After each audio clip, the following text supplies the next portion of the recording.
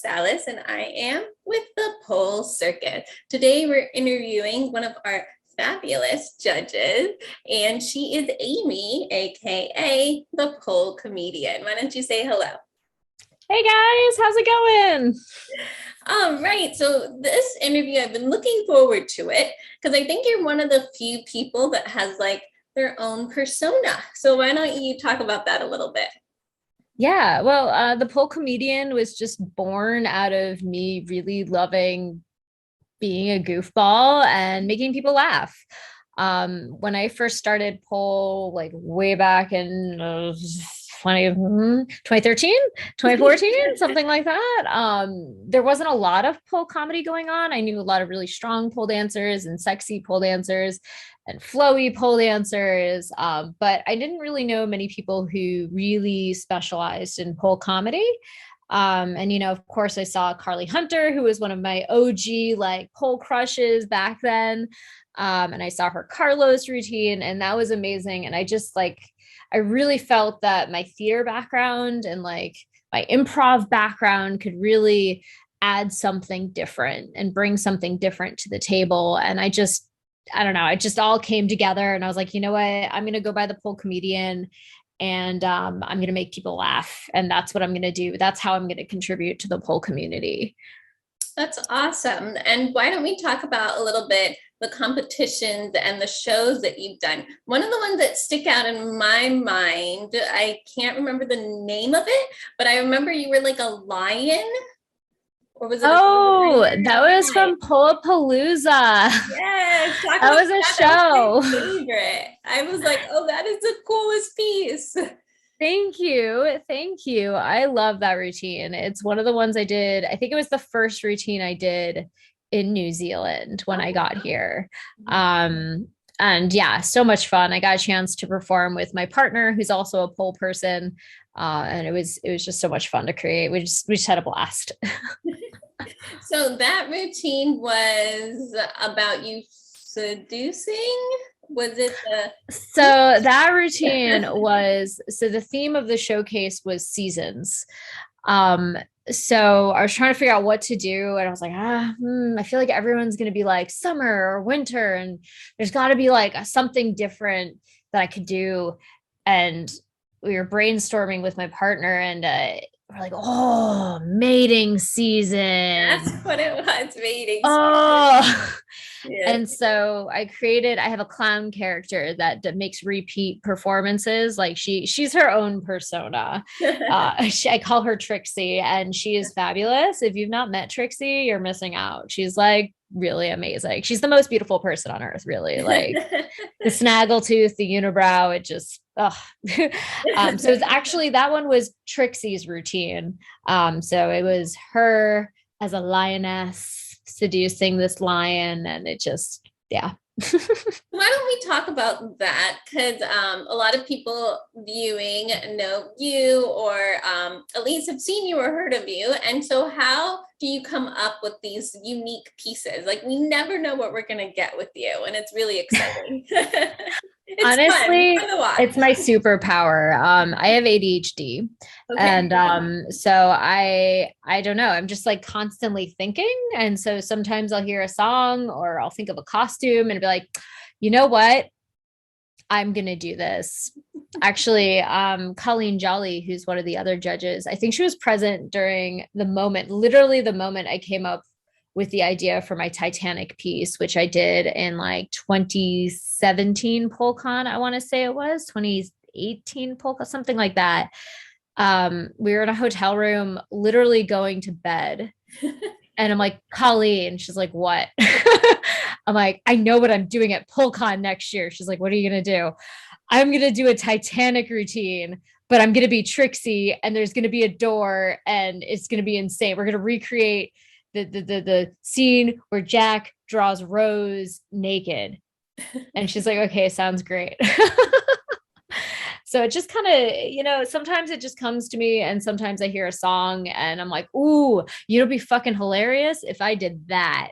Or like I'll hear a lyric and be like, I should definitely like make that literal, you know? That's awesome.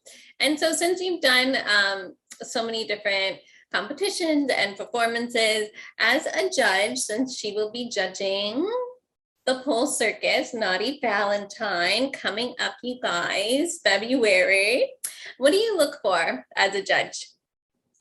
Definitely originality. I've done a lot of judging. I work for POSA, which is the World Pole Sport Federation, Art Federation, and I see a lot of tricks. I see a lot of amazing things, like incredible things that I could never even fathom doing myself.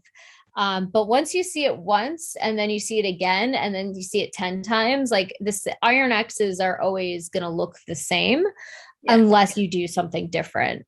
So I definitely love seeing creativity in the use of the pole, creativity in the transitions or how a story is being told. I think it's really impressive when somebody can bring to the table not only a concept, but carry through that concept in a storyline that integrates the pole and makes it a part of what's happening on stage, as opposed to I'm a character. Now I'm doing tricks. Now I'm a character. Now I'm doing tricks. Like it's nice when they can bring it all together. It's a skill. It's a really hard like skill. The fluidity of the story and everything. Yeah.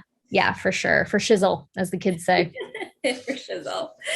And I hate to bring the bad news, but obviously you've been in lockdown for a while. Do you want to mention that or talk about that and how you conquered it and overcame? Oh man, it was struggle bus. I did nothing for a month. I was like, I don't want to do anything. And then it was a come to Jesus moment where I was like, I know that when this lockdown will end and I'm going to have to do things. And I have some goals in my head of things I want to do. So I'm like, you know what? I can't just let this lockdown get to me. I can't let it win. It will not defeat me. It will not. Yeah, exactly. You shall not pass. Yeah. So I started small with off the pole training, like literally every hour I would do like 10 sit-ups, 10 push-ups, 10 squats. And I just started that way and then slowly started being like, okay, today I have a little tiny pole that I can maybe lift my arm up and that's the top of it. So I started with that and then doing some low flow. And it just, finally now we were out of lockdown for 3 days and I'm finally back at the studio and it feels good. I'm really grateful that I kept my body moving. So what advice do you give people? Because there's quite a few people that have been in and out of lockdown, or maybe they were in lockdown and they got out and they just can't seem to get back into it. What do you recommend? What advice do you have for them? Just keep moving. Even if it's something stupid, even if it's not pole and it's just like watching a Richard Simmons YouTube tutorial and just doing that 3 times a week, like just keep moving. The pole will come back. The tricks will come back as long as you maintain your flexibility, your strength, and stamina. Like those are really the important things. And there's so much you can do that doesn't involve pole or needing equipment that will keep your body functioning the same way you need it to when you get back to the pole. So just move, find it in you, find 10 minutes, even if it's 10 minutes. 10 minutes is better than no minutes, every little bit counts. Everything counts. Absolutely.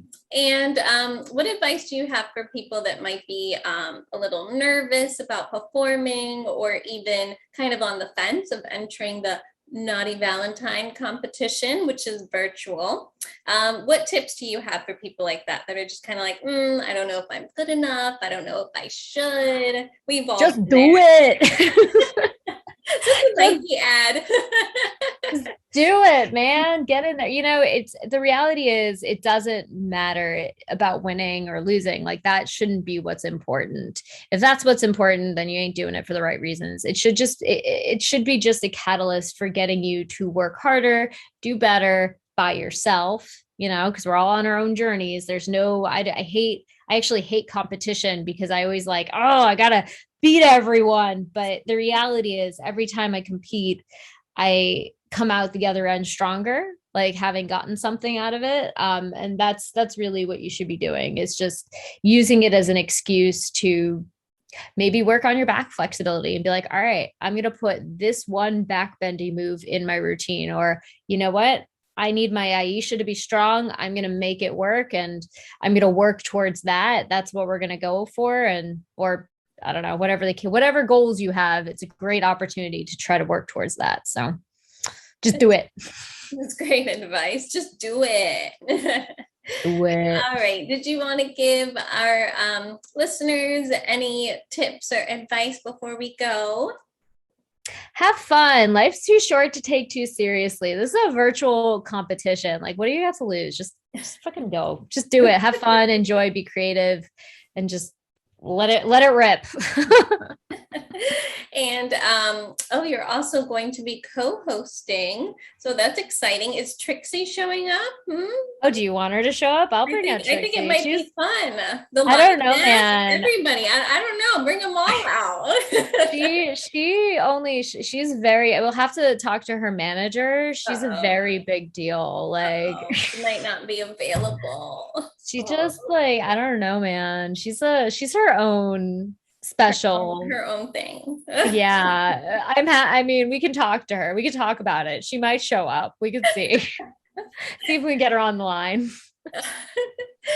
All right, everyone. I'm Salis Charming with the Pole Circus, and we have our gorgeous judge, Amy, aka the Pole Comedian.